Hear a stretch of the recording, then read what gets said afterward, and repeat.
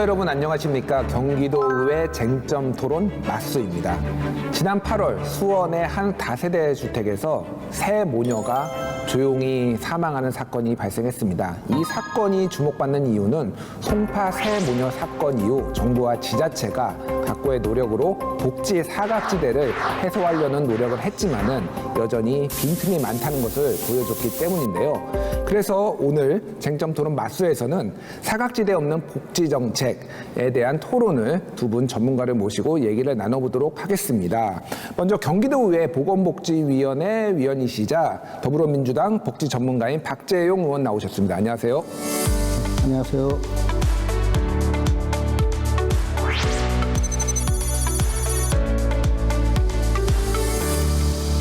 예, 다음은 경기도의회 보건복지위원회 위원이시자 국민의힘 복지 전문가인 이인혜 의원 나오셨습니다. 안녕하세요. 네, 안녕하세요. 이인혜입니다.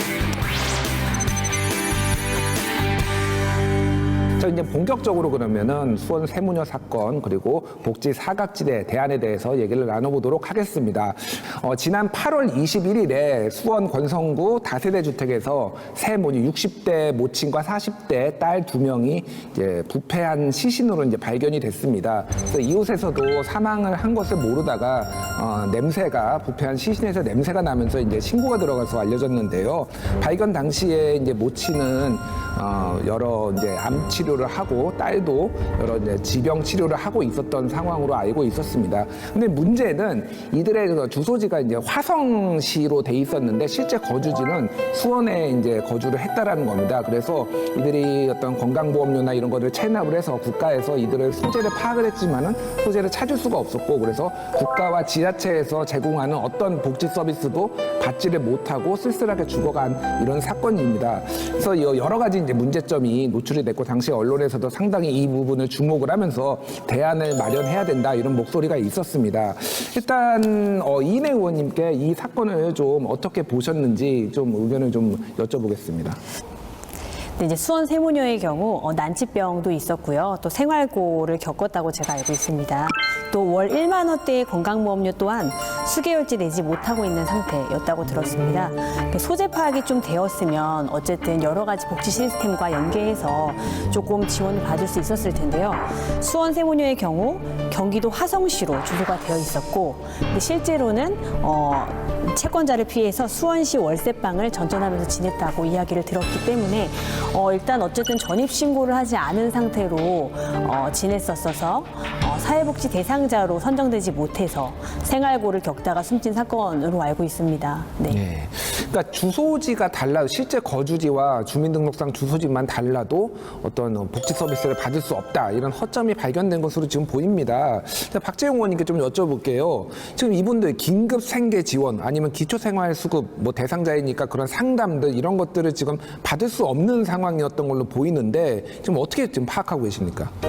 우리나라는 이제 소득이 현저히 낮아졌거나 또는 그 어려운 상황에 처하게 되면 자동으로 기초생활수급자로 신청되지가 않습니다. 근데 그 이유는 정부가 일정 기간 소득을 다 조사하고 지원하는 제도를 만들기에는 막대한 예산이 들어가기 때문입니다.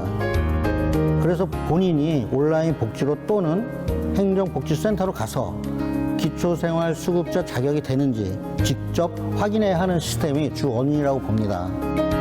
수원 세모녀의 경우도 기존 거주지에서 복지제도를 신청하지 않았고 더군다나 타지에 이사와서 전입신고 등이 제대로 되지 못해서 발굴에도 한계가 있었다고 봅니다. 그렇군요. 그러니까 채권자를 피해서 좀 숨어 지내는 이런 상황에서 본인이 직접 행정 서비스를 찾아가서 상담을 하고 받기는 좀 어려운 부분이 있었다. 뭐 뒤에 대안에 대해서 좀 말을 하겠지만은 대화를 나눠보겠지만은 그런 것들을 좀 자동으로 할 수 있는 시스템 이런 것들이 필요하지 않나 이런 생각이 드네요. 예. 정부뿐만 아니라 경기도에서도 다양한 대책을 지금 제시를 하고 있습니다. 경기도 의회에서는 어떻게 평가하고 있는지 의견 나눠보도록 하겠습니다. 경기도의회 보건복지위원회에서 정책 제안을 하셨더라고요. 이인혜 의원님. 어떤 제안들 하셨습니까? 사회복지사나 사회복지 공무원 등 읍면동에 전문 사례관리 인력을 추가 배치해서 위기 가구를 구석구석 꼼꼼하게 살필 수 있는 찾아가는 보건복지팀의 인력을 좀 늘려달라 이렇게 요청을 드렸고요. 또 내 지역의 위기 이웃을 내가 발굴하고 지원할 수 있도록 지역 돌봄 체계인 우리 동네 돌봄단을 구성 및 운영해서 지역사회 인적 안전망을 확충하고 민간 서비스를 좀 확충해줬으면 좋겠다. 저 이렇게 이야기를 또 하였고, 또 사실 경기도의 경우에는요, 경기도 위기 이웃 발굴 지원에 관한 조례가 있는데요. 명예 사회복지 공무원 등을 운영하고 있는 그런 내용이에요. 네, 이런 조례가 이제 제대로 시행되었는지 저희는 이런 부분을 좀 살펴볼 필요가 있을 것 같습니다. 예, 이제 크게 이제 세 가지를 말씀해 주셨는데 하나는 찾아가는 복지 서비스 팀을 좀 확대하는 문제, 그리고 두 번째는 이웃들이 직접 이제 문제가 있는지 발굴할 수 있는 우리 동네 발굴단, 우리 동네 발굴단 이런 것들을 서비스를 좀 확충을 하고 또 명예 사회복지 이런 제도를 좀 더 확충하는 이런 것들을 이제 제안해 주셨습니다. 박재용 의원님은 좀 어떤 부분에 좀 주목을 하셨고 정책 대안을 내셨나요? 경기도형 긴급복지 기준 완화를 통해서 위기 사유를 확대시키고 또 소득 및 재산 기준을 완화하여 도민의 복지권을 보장하고 복지제도의 저변 확대가 필요하다고 생각을 합니다. 현재 경기도형 긴급복지 지원인 무한돌봄 사업의 경우에도 주 소득자의 사망 등으로 생계가 곤란한 때, 또 중한 질병 또는 부상을 당한 때 등과 같은 위기 상황임에도 현행법 및 제도에 의한 지원을 받을 수 없는 가정에 지원을 하도록 있습니다.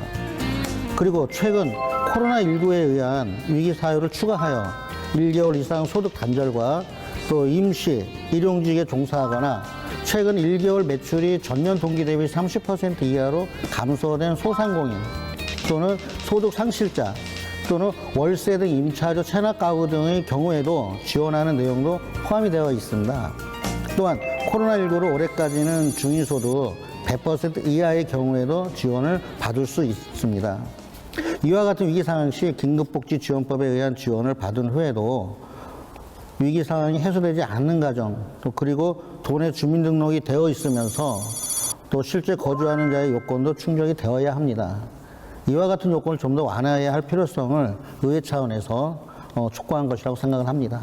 예. 그러니까 박 의원님께서는 좀 더 이제 기준에 대해서 조금 집중을 하신 것 같아요. 그래서 코로나 상황에서도 이제 소득이 조금 불규칙해지는 사람들도 굉장히 많고, 그리고 한시적으로 좀 긴급하게 소득이 끊기거나 일용직 노동자라든지 이제 뭐 고용에 안정적이지 않은 분들에게도 서비스를 할 수 있도록 그런 부분들에 조금 집중을 해주신 것 같습니다. 두 분의 의견 다 굉장히 일리가 있고 이런 부분들이 좀 많이 반영이 됐으면 좋겠는데, 당시 이제 8월달에 이 사망 사고가 알려지면서 경기도에서도 좀 대책을 마련을 했거든요. 그 대표적인 게 긴급복지 한라인. 그래서 바로 이제 이런 서비스를 아까 전에 말씀하셨지만 행정기관에 가가지고 본인의 소득을 상담하거나 이런 것들이 어려운 사람이 바로 전화를 해가지고 이제 서비스를 받을 수 있도록 이제 이게 8월 26일이니까 한 5일 뒤에 이제 경기도가 이런 것들을 내놨습니다. 그리고 위기 이웃 발굴단 확대. 요건 아까 이민혜 의원님이 좀 설명해 주신 이런 부분입니다. 경기도의 이런 대안들 좀 어떻게 보시는지 먼저 이인혜 의원이 좀 말씀해 주시죠. 저희 이제 긴급복지 한라인 구축에 대해서 좀 저희가 늦은 감이 있기는 했었는데 지금 꼭 도입했었어야 하는 부분이다라는 생각이 지금 들고요. 이제 저희가 긴급복지 한라인 구축 40일 만에 한 400여 명 정도가 접수를 해주셨어요. 그 중에서 200여 명 이상이 지원을 하셨고요. 또 이제 이를 보더라도 긴급복지 한라인이 진짜 필요했었다라는 생각이 좀 들고요. 그리고 아까 말씀드린 명예 사회복지 공무원 같은 경우도 이제 저희가 그 조례가 있었음에도 불구하고 적극적으로 저희가 시행하지 못한 것에 대해서 좀 아쉬움이 남습니다. 그래서 지금이라도 이제 명예 사회복지 공무원의 대상을 좀 넓혔으면 좋겠어요. 뭐 예를 들어서 종교인이나 좀 이렇게 주변에 공인중개사 등 이렇게 일상에서 주변을 많이 좀 밀접하게 접촉할 수 있는 사람을 좀 더 확대해서 복지사각지대 해소에 좀 도움을 줬으면 좋겠다라는 생각이 좀 듭니다. 네, 일단 한라인이 어느 정도 실효성이 있었다. 이렇게 네. 40일간에 한 400명 정도 이렇게 접수를 받았다. 이렇게 또 말씀해 주셨고, 명예사회복지 공무원 제도도 확대해야 된다 하셨는데, 박재용 의원님은 경기도에서 그동안 내놨던 대책들 좀 어떻게 평가하시는지 궁금합니다. 우선 이인혜 의원님 말씀에도 많이 공감을 하는 부분이 있고요. 또 현재 경기도의 소리를 통한 복지 사각지대 해소 관련 도민 제한 접수 정책도 매우 중요하다고 생각을 합니다. 또 사실 우리의 행정의 경직성 등으로 복지 제공에 있어서 경직성이 있는 것이 현실입니다. 이러한 복지 정책의 경직성을 해소하고 수요자 중심의 복지 행정에 도움을 줄 것이라고 여겨집니다. 예, 뭐 전체적으로 보면은 좀 뭐 긍정적으로 평가를 하시고 있는 부분이 있네요. 예, 수요자 중심의 어떤 서비스가 필요하다 이렇게 말씀해 주셨습니다. 지금 이제 이거는 경기도 차원에서 이뤄진 거고 의회에서도 지금 정책 토론회 등을 열어가지고 여러 가지 대안들 지금 준비하고 있다라고 얘기를 들었는데 일단은 각 당에서 어떤 대안들을 가지고 있는지 복지 사각지대에 대한 대안들 각 당의 의견들 좀 들어보겠습니다. 박재용 의원님, 당 차원에서는 지금 어떤 얘기들이 좀 나오고 있나요? 사회복지 담당 공무원들에게 금융복지 교육을 확대하는 등 이제 과도한 빚으로 이제 어려움을 겪고 있는 도민들의 어려움을 해소하기 위한 전문성 강화도 추진한다고 하였습니다. 또 이러한 정책도 반드시 필요합니다. 현재 신용불량 등으로 인하여 채권 출신을 피하기 위하여 전입신고도 못하고 또 제대로 된 복지제도도 신청하지 못하는 경우가 많이 있습니다. 그래서 경기도의 경우 신용보증재단 및 경기도 서민금융복지지원센터를 운영하고 있습니다. 또 이를 통해서 신용불량 등으로 고통받는 많은 도민의 회생을 돕고 있습니다. 따라서 복지사각지대 해소를 위해서 서민금융복지지원도 반드시 필요하다 여겨집니다. 이와 같이 그 세모녀 사건 이후 경기도의 정책은 하나같이 진작에 시행되었어야 하는 제도임에도 불구하고 소 잃고 외양간 고친다라는 속담이 생각나게 되어서 참 마음이 씁쓸한 마음입니다. 예, 그러니까 신용불량 회생 쪽을 좀 강조해서 말씀해 주셨는데 이 수원 세무녀 사건 같은 경우는 아까 전에 설명드렸지만은 채권 출심을 피하기 위해서 이제 실제 거주지하고 주민등록증이가 달랐던 부분들 이런 부분들이 뭐 도 내에서도 상당히 많은 부분들이 이제 많은 사람들이 그런 상황에 처해 있는 그런 걸로 이제 알고 있는데 그런 부분들을 좀 강조해서 말씀해 주셨네요. 자, 국민의힘에서는 좀 어떤 부분에 좀 중점을 두고 있습니까?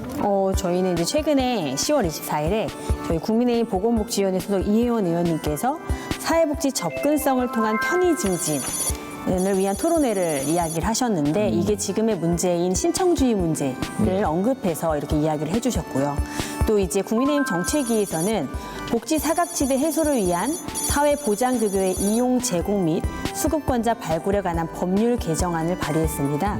네, 개정안은 사회복지급여법 제5조를 개정해서 실거주지와 주소지가 다른 경우에 중앙 이제 행정기관이 요청하지 않아도 현 거주지 시군구에 사회복지급여를 신청해서 일정 기간 동안 급여를 수급할 수 있도록 하는 그런 제도인데요. 아울러서 현 사각지대 이제 발굴 시스템에 연계된 34종의 이제 지금 정보를 하고 있는데 그 외에도 융자 상환 장기 연체라든지 소득 대비 의료비 과다 지출한 상황이 있다든지 아니면 연금 담보로 긴급 자금을 대부한 신청이 있다든지 이런 등의 정보를 추가하라고 저희는 요구한 사항이 있습니다. 예, 복지급여 신청하는 것에 대한 기준 이런 것들을 조금 완화하거나 조금 편의를 도와줄 수 있는 이런 부분들을 이제 말씀해 주셨고 여러 가지 말씀해 주셨는데 사실 이제 그 당시에 언론에서도 굉장히 많은 대안이 필요하다고 얘기가 나왔고 많은 정책적 대안들도 나왔는데 이게 좀 반짝 어떤 주목을 받다가 다시 주목을 안 받는 게 아닌가 그런 생각이 듭니다. 그래서 의회에서 이런 것들은 좀 꾸준하게 어떤 언론의 관심이나 이런 거 상관없이 좀 이렇게 꾸준하게 관심을 가져주셔야 될 것 같은데 어떻게 이게 조금 이런 부분들이 지금 입법으로서 좀 잘 법이나 이런 것들이 좀 뒷받침이 될 수 있게 의회 차원에서 좀 관심을 가지고 있는지 앞으로 어떻게 하실 건지 좀 그런 의견들을 듣고 싶어요. 먼저 박재용 의원님 말씀해 주시죠. 예, 아까 그 국민의힘에서도 이인혜 의원님 말씀하신 것처럼 그런 좋은 방안이 있다라고 저도 이제 느껴지고 같이 공감한 부분이 많이 있고요. 또 우리 더불어민주당의 대변인단에서도 복지 사각지대 발굴 대상자로 이제 선정된 그런 조사한 부분이 있습니다. 52만 3,900명 중에 실제 지원을 이어진 경우에 27만 1,100여 명에 그쳤다고라는 이제 조사가 있었고 또 공적 지원을 받은 사람은 지원 대상자의 3% 정도에 머물렀다고 합니다. 지자체에서 중앙정부의 복지사각지대 해소 정책의 빈틈을 메워줄 필요가 있다고 생각을 합니다. 그러면서 수요자 신청 중심 복지에서 수요자 발굴 복지 체제로 이렇게 전환돼야 한다고 합니다. 또 국회에서도 저희 더불어민주당 국회에서도 보건복지위원장은 복지 사각지대에 계신 분들을 위해 각종 기관의 정보 연계, 또 민관, 합동 사례 발굴의 확대, 또 지자체 간의 경계를 넘어선 추적관리 시스템 등 적극적 복지 시스템 구축이 필요하다는 점을 강조하였습니다. 또 특히 지역사회 통합돌봄 등 돌봄체계 구축을 위한 법 제정의 필요성도 강조한 바가 있습니다. 네, 많은 부분들 얘기를 해주셨는데 일단 돌봄 체계라든지 공적 지원이 3%에 머물고 있기 때문에 그런 부분들을 확대해야 된다 말씀해 주셨습니다. 이내 의원님 보시기에는 지금 뭐 민주당에서 말씀하신 부분들 이런 부분들이 좀 굉장히 합리성이 있다고 보시는지 어떻게 보십니까? 어쨌든 복지라는 부분은 이제 뭐 여나 야를 떠나서 사실 우리가 지속적으로 관심을 가져야 되는 부분이라고 생각을 합니다. 그래서 이제 국민의힘에서 하는 그런 정책뿐만 아니라 더불어민주당에서도 함께 같이 움직여 주시면 어쨌든 우리 복지 사각지대에 있는 시선들이 좀 더 많이 늘어나지 않을까 하는 생각이 듭니다. 예. 네. 그러니까 사실 이 정치인 두 분 전문가들의 얘기를 들으면은 이런 복지 사각지대가 금방 해소될 것 같은 느낌도 듭니다. 근데 이게 현실적으로 잘 안 되는 여러 가지 뭐 이유들이 있는데 그 중에 가장 큰 이유 중에 하나가 예산 문제인 것 같아요. 이거를 다 이제 확대를 하려면 실제 많은 예산들이 소요가 되는 부분들이 있는데 지금 경기도의회에서는 지금 내년도 예산안을 놓고 지금 여러 가지 신경전이 좀 벌어지고 있습니다. 지금 예산안 처리, 특히 복지 예산과 관련해서 예산안 처리에 대해서 좀 어떤 의견들을 가지고 계시고 문제점이 있다라면 어떤 게 있는지 좀 각 의견을 좀 말씀해 주시죠. 먼저 박재용 의원님 어떻게 보십니까? 예, 우선 초선 의원으로 경기도 의회에 입성을 했는데 첫 예산안, 그러니까 경기도 2차 추경 예산과 교육청 1차 예산안이 이번에 저희가 심의도 하지 못하고 또 추경이 승인이 안 된 거에 대해서는 도민 여러분들에게 죄송한 말씀을 먼저 드리고요. 또 여야 우리 상임위원회 계산결산 특별위원회에서 다루는 내용들이 좀 더 꼼꼼하고 또 합리적이고 또 도민이 이해할 수 있는 범위 안에서 좀 섬세하게 다루다 보니까 서로 약간의 이해가 조금 상충이 안 되는 부분이 있었던 것 같습니다. 이걸 또 토대로 어떻게든지 지금 휴회가 됐다 하더라도 예산 추경안을 타결하기 위해서 노력을 많이 하고 있기 때문에 곧 조만간에 좋은 소식을 전해드릴 거라고 생각을 합니다. 네, 이내 의원님 뭐 말씀해 주시죠. 말씀하신 부분에 저도 동의를 합니다. 어쨌든 이제 저희가 지금 현재 2차 추경이 통과되지 않은 부분들이 있는데 그래도 지속적으로 좀 소통하는 부분이 있다고 저도 이제 알고 있고요. 어쨌든 복지라는 부분은 아까 제가 먼저 말씀드린 것처럼 사실 어떠한 정당의 색깔을 떠나서 지속적으로 저희 모두가 관심을 가져야 되는 부분이라고 생각을 하고요. 그래서 예산안이 저도 빨리 통과되고 또 어쨌든 도민들의 복지가 조금 더 이제 향상되기를 바라는 마음은 같습니다. 네. 예. 뭐 이 두 분의 얘기만 들어보면은 뭐 예산안도 금방 통과될 것 같은데 참 이게 항상 지지부진하고 이렇게 어려운 부분들이 있는 것 같습니다. 좀 현실적으로 민생을 좀 살피는 정치가 됐으면 좋겠습니다. 자, 복지 사각지대 해소를 위한 다양한 의견 그리고 정책적 제안들 많이 말씀해 주셨고요. 이런 부분들이 좀 실행이 되면은 금방 또 좀 좋은 부분들이 나올 것 같습니다. 마지막으로 양당이 이제 복지통이시잖아요. 복지 전문가로서 이 복지 사각지대 해소뿐만이 아니라 좀 복지 쪽에 좀 어떤 거에 중점을 둬야 되고 앞으로 의정 활동을 하실 건지 의견을 좀 들어보도록 하겠습니다. 박재용 의원님 어떤 거에 지금 좀 관심을 많이 가지고 계신가요? 저는 장애 당사자로서 교통약자의 당사자입니다. 그래서 저는 무엇보다도 교통약자 이동권 보장에 대해서 좀 정책을 펼쳐보고 싶습니다. 이동의 자유는 우리 헌법에서 보장하고 있는 기본적인 인권이라고 할 수 있습니다. 장애인 또는 노인 등 거동이 불편하다고 하더라도 이러한 기본적인 인권은 보장돼야 된다고 생각을 합니다. 그래서 보건복지위원회 위원이지만 교통약자의 당사자 의원으로 교통약자 이동권 보장을 위한 제도 개편 등을 통해서 조속히 개선과 실현될 수 있도록 최선의 노력을 다하도록 하겠습니다. 예. 그 대한민국의 이제 한 5% 정도가 장애인으로 등록돼 있는데 그 중에 95%는 후천적 장애인이고 상당수가 지금 보행권을 좀 제한받고 있다. 선진국에 비해서 뭐 이런 얘기들도 있습니다. 그래서 최근 전장현 시위 뭐 이런 것도 많이 주목을 받았는데 그 부분이 당사자시니까 더 이제 조금 많이 강조를 해주시고 많이 이렇게 체감을 하신 것 같습니다. 이내 의원님은 좀 어떤 부분에 앞으로 의정 활동을 하고 할 계획이신지 좀 설명해 주십시오.